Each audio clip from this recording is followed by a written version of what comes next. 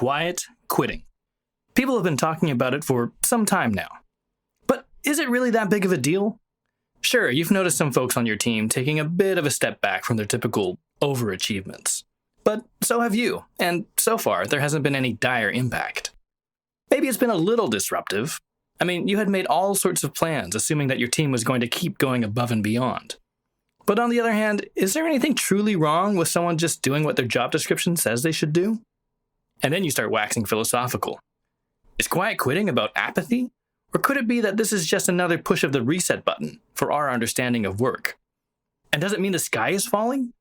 Or will it lead to better performance, more sustainable behaviors, and a more balanced value exchange between employers and employees? If you've been noticing signs of quiet quitting throughout your projects, your teams, and even yourself, but aren't really sure what to do about it, keep listening. We're going to be exploring how quiet quitting might actually just be healthy boundary setting, and what that would mean for employers, teams, project managers, and the future of work.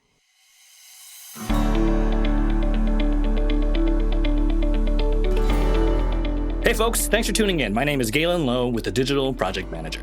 We are a community of digital professionals on a mission to help each other get skilled, get confident, and get connected so that we can amplify the value of project management in a digital world. If you want to hear more about that, head on over to thedigitalprojectmanager.com. Okay, today we are going to peel back the onion and take a fresh look at the notion of quiet quitting and what it means for your projects, your organization, and for you personally. With me today is one of my favorite people to have on the show, Miss Sarah Hoban. Hey, Sarah. Hey, Galen. Glad to be here. Welcome back. Always a pleasure to have you here. Likewise. Always a pleasure to be a guest. Thank you for having me. For folks who don't know Sarah, Sarah has recorded several episodes with us and has shared her knowledge. But actually, why don't I give you a chance to tell some of our listeners a little bit about yourself, a little bit about your background and the types of projects and programs that you've been running. Sure. Yeah, I've been in the program management space pretty much my whole career. I have 15 years as a program manager and a strategy consultant. And these days I'm in the tech world, leading strategic planning and some of our cross-functional transformation projects, which gets me a chance to work with lots of different types of people and departments, which to me is the bread and butter of project management. One of my favorite things about it. That's what's cool about your perspective, I find, not to oversell you, but I find that, you're kind of like boots on the ground, but you're also working in big enterprise. You're involved in digital strategy. So you kind of have this like broad lens to look at things through, both from the tactical side of things right up to the management side of things. So that's why I thought it'd be interesting to bring you in. And I know quiet quitting, it's one of those things, we've been hearing about it a lot, but you and I had a really interesting chat beforehand. And I thought, hey, let's put some of this to tape. So why don't we dive right in? Maybe just to take a running start at it, maybe you could tell us, what is quiet quitting to you and what is the controversy about it? Yes, I think it's fascinating that there is a controversy, which, is one of the reasons that I'm super excited to chat about this topic today. I don't think there's one answer for what quiet quitting is, to be honest. I think it varies depending on the person. But I think a good rule of thumb definition is you're putting in a lower level of effort at your job than what maybe applied for you in the past. So I think that can look different for different people. That could be you used to put 120% of effort. You went to all of the things that they call optional. I'm doing quotes for optional, but are not actually optional. And you've decided you're just going to do what is your job description and that's it. Or it could mean, hey, if I put in 80% of my effort, I can still get 100% result and no one's any wiser. And that's what I'm going to do. So to me, it's kind of a very personal definition that's relative to you. And I think the reason that it's controversial is because obviously an employer is not going to love to hear that you're quitting. Essentially, you're not putting in the level of effort that they feel like they should be getting from you, maybe. So there's a connotation you're lazy, you're not an engaged employee, you're not doing enough. But in the positive, it's oh, you're setting a boundary. You're doing the work that's expected of you and you're performing that work to a high standard of quality. And that's awesome. And maybe there shouldn't be this expectation of let's push ourselves to the actual edge. So that's why I think it's super interesting how different people think about this term differently. Actually, I never quite understood it. I'll be totally honest with you, because quiet quitting connotes that you will lose your job. But it doesn't sound to me, based on your definition, I don't think that's the goal. I don't think it's let me do less until I get fired. Because that's kind of what it sounds like to me. When people are like quiet quitting, the way you described it, and which I agree with, it's like, let me make a personal decision about the level of effort I'm investing in this above and beyond what I'm technically getting paid to do. And that might come with some costs. But usually, I mean, in my head, I'm like, I don't think it means people actively trying to not be employed, which is why the word quitting kind of like, I don't think it's fair to even be in there if what we're talking about is people just maybe not stretching themselves as far to get done what they usually would get done because of a personal rebalance. I mean, coming out of the, like, all the lockdowns from the pandemic, I think it put different things into perspective. There was a very funny ad. I can't remember who it was by, but, it was someone who was just whispering around the office about how they're quitting. And they're like, I don't think you know what quiet quitting is. And that's me. I'm like, I don't get it, because it sounds to me like you would be trying to, like, exit.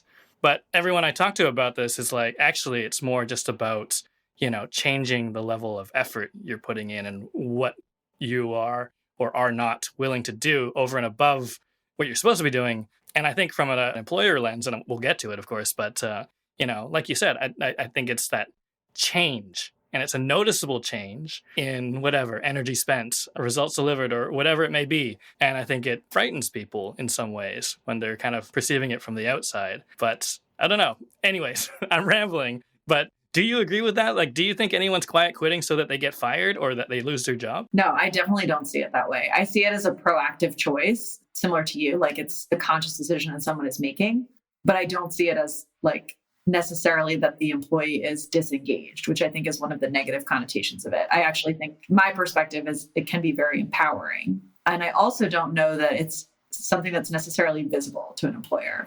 Like, your employer is probably not going to notice that you're quiet quitting. That's what I think. You probably notice or have and this is kind of where I'm erring on the positive side of the definition, because I do think that people, for the most part, obviously there's going to be exceptions to this in every situation, right? But I think most people are legitimately wanting to do their best work at their job and be dedicated and be engaged. And so that's why this quiet quitting term is necessary, because people will continually, for social pressure or like reasons of wanting to do a good job and just be a good human and derive meaning from their work, will kind of push themselves like maybe too far, just because there isn't a parameter that's maybe put in place proactively by their organization to make sure they have time to recharge, take the break, do what's reasonable. And this is a way of like, okay, if my employer is not going to do that, I'm going to do it for me. That's interesting. They probably won't notice. So in other words, for everyone who's like trying to, stick it to their boss by quiet quitting, they might not even be seeing it. It should be a personal decision. Right. I think that's it. And it's funny that you mentioned it in terms of like disengaging to the point of getting fired. I never really thought about it that way, but I think it's funny in the sense of now you're starting to see all these other like terms that are trying to be popularized in the media, like quiet firing and quiet hiring. I'm just like, it's just kind of funny because I think it speaks to like, we're trying to make this a bigger deal than it actually is. It may just be a rebalance of some things. That's fair. I mean, I may be taking this off track, but when I'm thinking about like what you said, right? Quiet quitting, quiet firing, quiet this, quiet that, like, is maybe the problem that we feel like we have to be quiet about it? Like, why are we being so like secretive about the fact that, like, hey, my organization or my employer doesn't have any boundaries in place for me. And I feel like even though they say one thing, they expect another thing. And therefore, here I am pushing myself. I'm going to set a boundary, but I'm going to do it quietly. Like, is it maybe an inefficient way for us to have the conversation about work and what work is these days? Like, rather than quiet quit, like, shouldn't it open a conversation about, and maybe it has. I mean, here we are talking about it. So yeah. I just feel like the word quiet quitting has like, they almost have like negative connotations. Arguable, okay, debatable, right? Like, nothing wrong with being quiet, and there's nothing wrong with quitting. But when you see it used, there's this sort of like weight to it that is either like, ha ha ha, I'm gonna like not do as much work and still get away with it, or it's like I am burning out and nobody's helping me and I need to reset my boundaries, or it's oh, look at everyone not being ambitious anymore. I guess my employees don't want to climb the ladder. We'll get to that. But like, is it maybe even just imbued with something incorrectly because of the words we're using? Yeah, I think that's right. I think that's really smart. I think it's a step in the right direction in the sense that it has sparked a conversation about these things that we should really be having. And I think, in the productivity literature, which I'm a productivity nerd, so I read about all this stuff all the time. There's tons of debate and discussion around like, what does proper work-life balance look like? And how do you have a candid conversation with your employees about the fact that they should take time off, et cetera, et cetera. In practice, unfortunately, I think the way a lot of those things play out is, hey, here's a really rigorous and aggressive deadline. We may not have enough staff to support this deliverable. Okay, well, it's due. Take some time off at the end. And it's not really, maybe that employee doesn't necessarily feel like they're in a place where they can go to their employer and say, hey, like, I'm still going to meet this deadline, but here's how I'm going to execute that. Like, there's never really been a lot of interest or transparency around like how we're getting the work done, I think, because we didn't need to before when most people were in person. The markers of how you got your work done was like, oh, well, Galen is first at the office every day, and Galen like leaves last, and Galen goes to every happy hour and volunteers for every, assignment. And now it's having to shift to what is the output that Galen produces. And we don't always have a great way of measuring that, certainly comparatively. Because like, as you go through those, I'm like, actually, none of those are really a great way to measure productivity. And I can't think of any better way. So it's difficult. I think we're all still getting used to this remote/hybrid environment. And it's going to take us a while to figure it out. It took us a while to figure out, in-person knowledge work. I think arguably we're still figuring that out. But there's that transition that's happening. And I think one part of that is like on some employers' parts, an overreaction of, well, this scares me. I don't know how to measure it. So here's the way that I know how to do it and the way that I came up through my organization. So this is the standard that I'm going to use. And I think it's blunt at best. Hence, we have quiet quitting. That's fair. Actually, I wanted to return to something you said earlier. You had said something about, it's just your regular old resetting of expectations. And I was like, actually, you know what? That kind of makes sense. We call it quiet quitting. It's this like new thing. But is it really anything new? Like, what is different now than any other time in the past where we've been like, actually, listen, I'm not going to keep my work phone on after 5 o'clock, or pull a Nokia and be like, we're actually going to shut your work phone off after 5 o'clock. And have we done this before? Is this new? I don't think it's new. I think the term itself is about a particular form of employee, let's say, disengagement, although I think that's a little bit more dramatic than what it really is. That's a reaction to, the pandemic, the rise of remote work that ensued following the pandemic, and some of the burnout that people experienced, right? So if for a lot of us working through the pandemic, whether you're a knowledge worker or not, represented business as usual, on the other side of that, I think it did cause people to question, like, is this really what I want business as usual to be? And, or maybe it was, but the added burden of all of the other things that maybe you had to take on from a family perspective, a social perspective, whatever the case might be for your situation, it just represented a way to kind of reevaluate. And I think this term is really about that. But I think that the concept is not new, because we used to say that somebody would phone it in, right?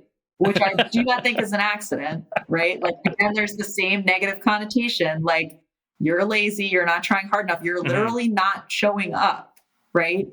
And again, that ties to like, you were measured based on physical presence and like where you were. It's just now we're saying the same thing, we're just saying it differently, basically. Have you found that like you work with teams, and in the past you've definitely worked with teams that are remote, and this was probably pre-pandemic, and like over the past like decade or so, I think you're right. I mean, I think that there's culturally some organizations where remote has been a bit of a stigma, and maybe not even knowing it, right? Because we use words like phoning it in, not showing up and all this stuff. We don't really kind of recognize it, but it's baked into the language. But then for folks who've been like working with remote teams for decades, like, do you think it feels less different now? Is it less of an issue? I think what it is that it's a broader issue that affects more companies, one. So I think it's a bit more pervasive. And if you're somebody who's been in that type of environment before, it's probably a little bit frustrating because you figured this out 10 years ago. But the other piece of it is, well, we were not asking people during the pandemic just to work remotely. We were asking them to work remotely and do all of these other things. So it's really about, maybe it's a lack of social support, right? And a lack of like kind of resetting what work means, and work not necessarily defining you and your life as a person. I think there's a part of that too. I've certainly gone through that journey over the last like couple of years where it's very much tied to your identity. It still is. And then there's moments where you kind of like have to remember, no, I'm an actual whole entire individual besides just my job, which is hard. It's just hard to recalibrate when everything in our society kind of points us to that. Like, what do you do for work? First question somebody asks you, right? Right. Yeah, exactly. And then I was thinking the other day about it. I'm like, 80% of the people in my life that I care about deeply have no idea what I do for work. won't ask and I won't tell them. And I'm like, that should be okay, right? Like, And that's good. That's healthy. Congratulations. That's awesome. well, thank you. I've been described as Chandler in my group of friends. Yes, exactly. Nobody knows what his job is. Yep. It is statistical analysis for a multinational conglomerate. I can't remember what it is. I'm not actually that much of a Friends fan. That sounds right. See, we still don't know what his job is. This is good. There you go.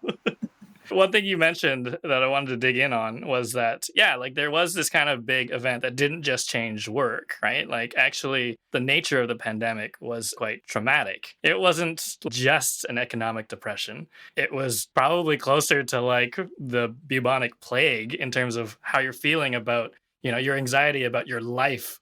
And I think that kind of just like maybe that's part of what makes it a bit of a different reset, other than just, wow, I'm working 60 hours when I'm supposed to work 40. What can I do? Let's push for change. This, I think, was a bit more dramatic and kind of decimated what we knew as normal. Do you think that's like part of what's driving the complexity of what we're now calling quiet quitting and not just resetting work expectations again? Yeah, absolutely. I think we're resetting work expectations again, but it's also in the context of a bunch of other things that have happened that we can't necessarily go back to.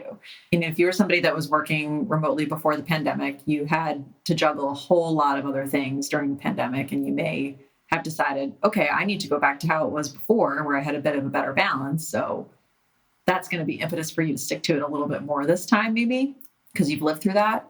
And if you were somebody who was working remote as on a temporary basis and you're performing your job to expectations, and now you're being told that you have to, sacrifice that time back to your company, whether it's commute time, time away from your family, whatever it is, that doesn't sit well either. So I think it's just we've learned too much. It's like we can't necessarily go back to that now. So rather than sort of have a conversation about that in the midst of a climate where there's this threat of a looming recession, whether it materializes or not remains to be seen, maybe we're not quite ready to have the conversation and have an excuse to be one of the ones who, maybe doesn't make it through that job-wise, but we still want to sort of set that expectation and not go back to where we were because it's unsustainable, or we've had some other, breakthrough. And maybe there's health reasons too for those of us, who've been affected by that too, that you cannot do 60 hours of work a week anymore because of what you've experienced, right? So there's that as well. Actually, it's an interesting perspective because, you were talking earlier about, oh, this is how my career was built, and therefore that's how careers should be built now. Like show up to the extracurricular stuff, sign up for, volunteer for extra things, take on new assignments. But to your point, I think there's no normal to go back to anymore. And so the mindset is, well, don't drag me, this whole like turn to the office initiatives everyone is having, and this kind of like anxiety around, okay, we need to be productive and catch up because we lost all this time with remote work, which we don't believe is as productive not because remote work is not productive, but because we know people were juggling kids going to school from home, doing virtual learning and all this other stuff. But I feel like maybe that's where the clash is actually. It's like, okay, back to normal, everyone, get back to it. And everyone's like, there's no normal anymore. And it's like this disconnect that is really like creating this friction. It shouldn't have that much friction, right? Like this is just, everything's different. Let's find our footing again. But then it gets stigmatized in a lot of ways. Like a lot of the conversations I hear are how to prevent quiet quitting happening at your workplace. Or it's a lens that I don't think it's what we're trying to get to. Anyways, I might be getting us a little off track. No. I think that's spot on, right? Like, I think too, it's even if you're somebody who's got, there's a return to office mandate and you're going back, the office culture is not the same as it was even. It's just, you may be somebody who's a big fan of being in person and it's just not the same. You don't, like you said, you don't have anything to go back to. So then it's, why would I put the effort and the time to go back? But I think the other piece of it is that there is a level of human connection that we're missing. And I'm a huge fan of remote work. I work remote now, and I was definitely probably the least likely person to be a fan of remote work because I'm highly extroverted and I love being around people, and being at home all day is hard when you live alone for me. But I think now I wouldn't trade that because of the time that I get back in my schedule from not having to commute, et cetera, the freedom to live where I would like to live, all of those things. But even if I wanted to go back to the office, it wouldn't be the same environment as it was. So to me, it's like that place is sort of lost, but I miss the connection and the spontaneity and we don't really know how to fix that. So some companies are like, oh, well, just come in person and then you'll see someone in the kitchen and you'll have an amazing brainstorm session and like we'll make money. But we all know that that's probably not realistic of how that even worked before. We're just romanticizing that notion of it. Right. Yeah. I mean, there's definitely something there in terms of it's different when we're in person. And actually, the more we dive into this, the more we scratch the surface, like it's almost like a language that we're using is creating miscommunication. It's like everyone's hearing, come back to the office where it's normal, do your normal thing again, because we don't trust that you're doing your normal thing at home. Whereas actually a lot of the employers I talk to are like, actually, we just want people to like be together. We get so much like spontaneity, so much collaboration happens, like that we don't have to like arrange as a Zoom meeting. And that is good for the business. Even if it doesn't directly make money or benefit the organization strategically, it's still a thing that helps build whatever it is that we have here. I don't know if every organization is explaining that. So it sounds like a command to pull someone back to a normal, and that person's like, normal doesn't exist anymore.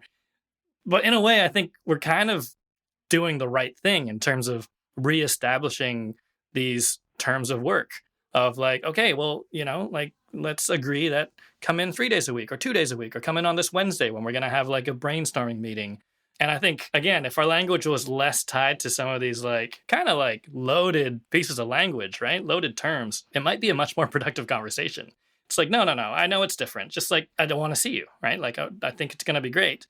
It won't be great every Wednesday that you come, but guess what? It wasn't great when you came 5 days a week, all 5 days.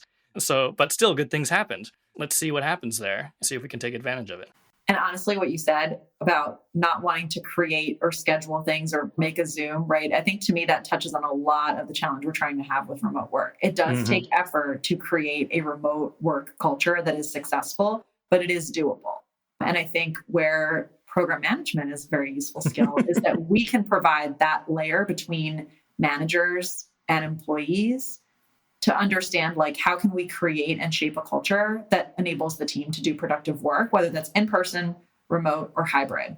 And it does take effort to do that. And I don't know that we've necessarily invested that effort. And so the easy button is, just make everyone come back on Wednesdays because then they'll see each other and something great will happen. But imagine what success we could see if we put some effort and we're a bit more proactive about what that actually looked like. One thing I read somewhere that I absolutely loved about remote work was, well, I'm not making a spontaneous connection at a water cooler. It is not a chance encounter. You are telling me and this other person to be there at the same exact day.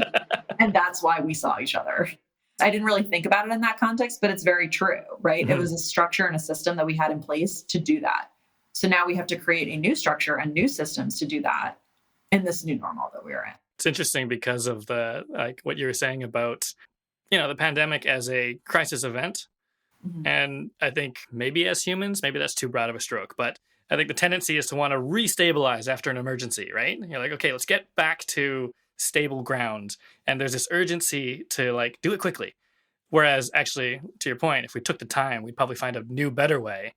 Yeah. But right now, no one's in that mindset. Everyone's like, we got to catch up. We got to like get back to it. We have to get past this traumatic event, like this big historical event that happened and keep moving like the species on almost. It's almost like more existential than it is business at all. Yeah, and that's probably true. And I think that's an interesting point that I hadn't really considered. And I think it also ties to like a conversation I've had with some of my millennial friends, right, about the stabilization piece and quiet quitting. And sort of the genesis for this podcast kind of came about from a conversation that I had with a couple of my close friends about, isn't quiet quitting like something we should have just been doing this whole entire time? And like we weren't, because we, started our jobs during the Great Recession. It was precarious. And we felt like we had to do a certain level of performance to be able to maintain and advance our careers. And then, we got through that period and, we had to kind of work early in our careers to establish ourselves. And now we had this pandemic event and we're just like physically incapable of like really maintaining that pace anymore, which was probably a frenetic and unrealistic pace to begin with. And so now we're just kind of settling into our careers and that's probably healthy/good. So maybe this was like something that maybe we should have been doing the whole time. I like that perspective, especially because, and I've said this in other forums before, but if organizations can come to rely on people going above and beyond, inquantifiably above and beyond, they're just like, I'm just going to expect that people are going to do more than I ask them to do. And then they keep relying on that. Their business depends on that. And that's very vague. It's a vague dependency, and it's not a scalable solution. I think even before the pandemic, a lot of organizations started coming to grips with the fact that coming to grips is also a loaded term, but they're like, oh, wait a minute. We're investing in people, right? It's knowledge work or it's people work, whatever kind of work it is. We need people. And guess what? We need them to be healthy. So what is the cost of them putting in 60 to 80 hours a week? We might be like, yay, in the short term, that's great. We're getting so much out of this person, right? Out of this analyst, out of this intern, out of this, like junior manager, the senior manager. We're getting so much out of them. And then realizing, okay, well, we're sinking all of this, we're relying on them now. Like, what if they suddenly just like start injuring themselves, right? Physically or mentally. Right? What if they are no longer able to perform what we've come to rely on them to do? And then they're like, okay, we got to also take care of, their health and their mental well-being as well, because this is an investment in a human. This isn't just like a machine. This is something that we need to care for. And, that was a good arc in terms of like, okay, well, yes, we're noticing now people are living longer, they're working longer, and we don't want them to burn out and just like quit really early and leave our business up the creek, I guess, for lack of a better word, right? And there was an interest in taking care of that. I have no idea where I was going with that, but... Well, I think what you're touching on is kind of the incentive structure, right? So it's like short-termism versus long-termism. So in the short term, you're responsible to your shareholders and meeting a certain metric every quarter. And that depends on just kind of pushing through to do that. But I think from an employer perspective, a better approach is to take the long-term view, which the market doesn't necessarily incentivize us to do. And I get that. So that's a challenge. But if you're thinking about your like long-term talent management, recruitment strategy, if you can figure out a way to demonstrate that like this is going to pay off for you in the long term to be able to do it this way, to me, that's a winning formula. But it's hard to prove or demonstrate that with like the tools we have. And I think on the employer side, it's kind of the same thing. I think you can build your career, particularly early in your career, on just being that person who is a hustler, Jack or Jill of all trades, participates in like every activity, can be a generalist. And then you start to advance. It's like, well, what's your specialty? Like that's the next thing they ask you. So it's like, you can do that only for so long. So to me, the quiet quitting is like an answer to that of like, okay, hey, I'm going to be a little bit more deliberate about what it is that I bring to the table. And I think that deliberation creates an advantage as you advance in your career and maybe earlier in your career too. I just wouldn't know because I was definitely the hustler type. So lesson learned, right? I think I'd like to go back to something you said earlier. We were talking about always going above and beyond and being that person. And actually, to tie it all back to project management, right? We were talking about how a lot of the time it can be project managers who are the ones who kind of are expected to go above and beyond because it isn't just a list of responsibilities necessarily. It's like accountability to deliver a project or a program. Therefore, do whatever it takes. Therefore, if you can spend 60 hours doing it instead of 40 and get more done, then it starts seeming like the obvious choice. But I guess just putting a project management lens on this, all right, coming back to your conversation with your millennial friends, like for folks who are kind of, maybe in the same boat as you and I, right? Where we were the people who were like, oh, let's go above and beyond and like, let's make some career advancement like really quick. Now that this is all going on and from the lens of like, oh, actually, this might be impacting my health. Like, what are some ways, like, what are some tips or best practices for setting boundaries, like, in a positive way? Because as we've been talking about, I feel like the quiet quitter label is actually kind of a negative thing. Yeah. But rather than being like, oh, I know what I'm going to do, I'm going to quiet quit. Like, what is a way that project managers can be like, okay, let me start setting some boundaries and be really clear about what I can and can't do and what the risk is of me doing more? Yeah, no, I think that's a wonderful question. And I think quiet quit in the way it's used is like a point of desperation where you're probably already burned out if you're like, hey, you know what? I'm just not going to try anymore. I think that taken to the extreme is what quiet quitting can mean. And obviously you want to stop yourself before you get to that point, right? So what your question is, I think, apt, like what can you actually do to set some of those boundaries? I struggle with this personally still. And I think that's normal and human.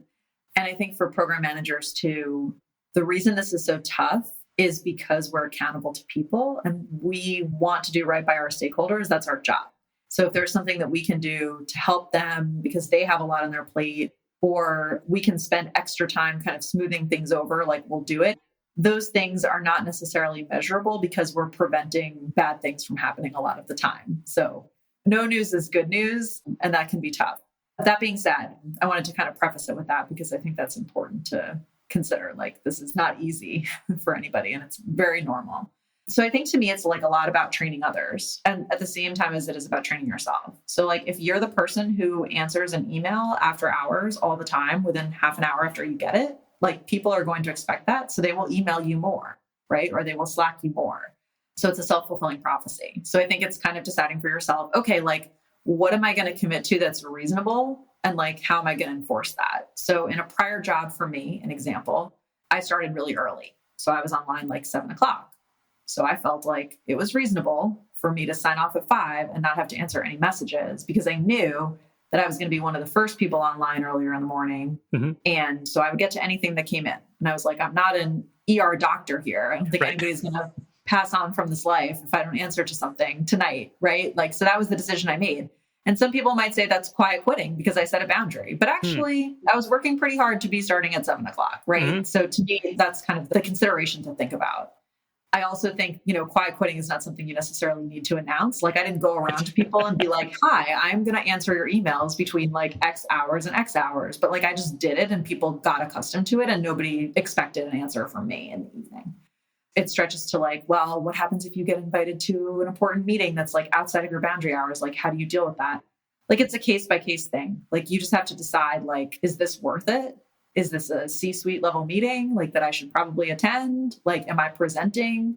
Or is this like a status update that's like being recorded and like I can probably just like watch the recording the next day and like give my inputs async to the meeting organizer, right? It's kind of having that emotional intelligence, which I think project managers are very good at, to be able to kind of assess like what's important and not, because you won't be able to go to everything. I think the same applies for like taking time off, right? Like you could call into every meeting on your vacation or you could not.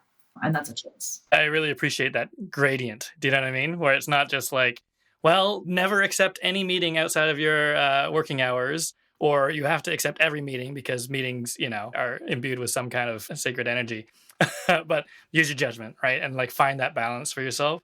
The really interesting thing is that it ties back to what you said at the beginning, which is that like, in some ways, quiet quitting is this like, it's a change. It's a dramatic change. It's a sudden change. And I think that's why it's a phenomenon.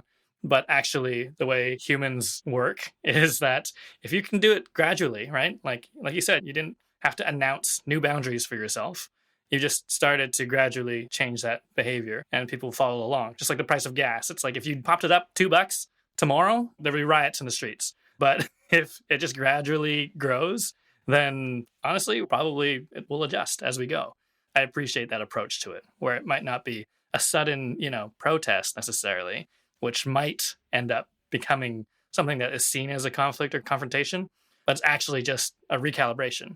And if we could treat it as that and demonstrate that through our actions, then actually maybe it wouldn't be this big, trending phenomenon at all. Yeah, no, I think that's right. And I think you're right that it has been gradual because we were feeling some of these feelings prior to the pandemic happening. And I think for some people, it was just like the straw that broke the camel's back, to use an overused metaphor. And it was like, okay, now they almost got too far and kind of snapped, right? And maybe it seems more dramatic than it is, but I think it's taking small steps. Another thing that I would recommend too is like really taking the time to document what it is you do for your job. And I know that scares people because it can make it seem like you could be replaced. But to me, I have never worked at a company where there was a shortage of work to do, right? Like if I got to a point where I had, demonstrated that I had mastered my work, guess what? There was always more work to come. Like it was never an issue. So whether it's at that organization or another is kind of the approach I take. So I will, record meetings, do meeting agendas, do notes, have protocols set up for what it is you do. So when you're out, you can just be like, oh yeah, consult my document for like what you're supposed to do or what responsibilities I take on, so that it's a lot easier for me to take some time and step out. And it's not like I'm key to every single meeting because things live in my head. I also think that helps with predictability of working hours. And it's a good way to set boundaries too, where you don't have to spend all day on the phone explaining your job to people. So you are then not able to actually do your job. I get that it's an upfront lift, but it does create a place of control for you that I think is helpful. And then the last one is a little bit of a exploitative behavior, but I mean, if we have an advantage, we'll take it. So if you're a project manager, you're probably scheduling the meetings, right? Like you're probably driving the schedule and the meetings. So, you can schedule meetings like during times that are convenient for you and avoid times that are inconvenient, right? Like, like if there's a deadline that falls on a holiday, like I will never have a deadline fall on a holiday. I will always have it be due the day before. Like it sounds simple, but like things like that, we have the power to change. And just, we always want to demonstrate like, oh, we're superheroes. Like we can deliver this thing, even though it's a holiday. Why? Is it really that important? Like, let's be reasonable from the start. And I think project managers can inject that voice of reason, because I think we are the ones asking the tough questions in meetings. Like, does this really make sense for us to do it this way? And I think that's a way to inject some boundaries too into the workplace. No, I like that. I wonder if we can switch gears a bit and go from the project manager perspective to talking from that employer or like just business owner perspective, maybe even just a manager perspective. But, we're talking about quiet quitting and being this thing that maybe some people will notice, maybe some people won't notice at all. But in some ways, it is a signal. If nothing else, it's a signal of something, going into combat mode. It's not necessarily that this person is a flight risk. It's not necessarily that it's a protest, but it's a signal. So for people who are managing people, what should they be paying attention to or trying to take away if they see their employees or team members suddenly erecting these boundaries for themselves? Like, what should they do? And if they don't do anything, what's the risk of inaction, I guess? Yeah, no, I think it depends kind of what we mean by those boundaries, right? If you see that your employees are disengaged, not motivated, you see a change in behavior from how they were normally. Like my first signal as a manager is like, is something going on with them personally that like I need to be aware of, so that not necessarily the details, but be aware that they have something going on so we can arrange resources appropriately and take care of that person. So that to me is the first thing. Once we've ruled that out and we try to figure out like, what is the reason for this like motivation? Maybe it's they feel like they are, not taking on interesting work, or, they want to change in project, or whatever the case may be. I think it's usually a conversation that you can have to kind of turn that around. And the best way to correct that situation is to be having regular one-on-ones with your employees and like understand and be able to know them well enough to detect that change in behavior and to see when motivation might be flagging. Like I used to do motivation surveys as a manager for my team anonymously across the whole pyramid. And we would kind of see trends that way. And we would talk about it in every meeting. And people would say, I'm demotivated because of X event in the world, or like this thing happened to our senior level of our company. It was irritating. This has explained this, right? I think that was all super helpful data for me as like a middle manager to be able to course correct. So that's, I think, the negative signs of quiet quitting. I think the positive, if an employee came to me and was like, hey, this is the boundary I'm going to set, like I would be excited about that for two reasons. One, I would think, wow, this employee trusts me and is being transparent, which means that they care about their job to the extent that they've been thoughtful about this and have decided that they're going to talk to me about it. So that's awesome. So to me, that's like, we're going to have good work quality. We're going to have better morale, retention, all of those good things. I think if we see the opposite, right? And it can also be a way for you to assess, like, what is the reason that this person is doing this? Maybe it's like, I haven't hired sufficient staff and I know that that's a gap, or like, I could better define roles and responsibilities across these team members, which is sort of an easy fix. Or we can decide as an organization, like, hey, we're going to just write down how we expect people to deal with Slack, right? Something like that. Like, you don't have to answer in 10 minutes. It's cool. Like, I think there's a lot of assumptions being made that aren't codified, right? So I think that's there's all room to do that. But again, I think if you are not having those conversations and these things are not coming up, you're going to pay for it in terms of your talent management and probably your healthcare costs too, right? Honestly, which is obviously a huge driver. So yeah, I guess I don't know where I was going with the last thought, but I think hopefully I answered your question. No, absolutely. Like what I love about it is like when you really do kind of break it down, it's like, of course that's going to be a constructive conversation, right? Like, I mean, okay, maybe I'm putting that through a certain lens. Maybe not everyone would think that's a constructive conversation, but I agree with you. I think that like it shows some trust is there if somebody's coming to you and being like, listen, I just, I need to start setting some boundaries. I'm on the brink of burnout, or that's where I'm trending towards, or there's this thing going on in my life and I just need to kind of rebalance and have that conversation and transparency. And to your point, like that's not somebody who's trying to leave. That's somebody who is trying to stay, maybe even stay for the long haul, but just needs things to change a little bit. Yeah, or needs some coaching. Like this is a problem that you could solve by not necessarily saying, I'm like not going to do this. Like I've had employees who will tell me, oh, I'm not going to like deal with this person anymore because they expect too much from me. And you start to dig into it and it's like, well, no, you're the one setting that expectation because you never asked them what their actual need was. Right.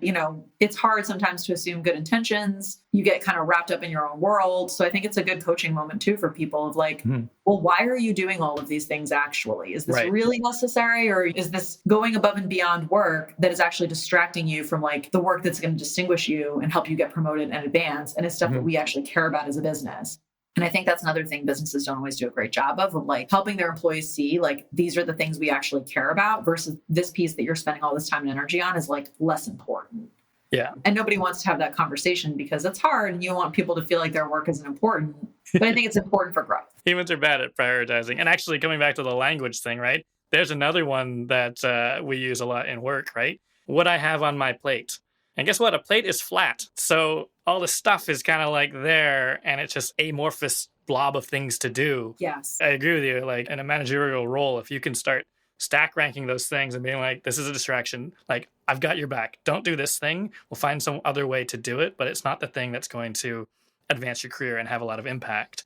And I think that becomes even more important from the lens of, how do people now grow their careers if it's not about going above and beyond and volunteering for all this extra stuff?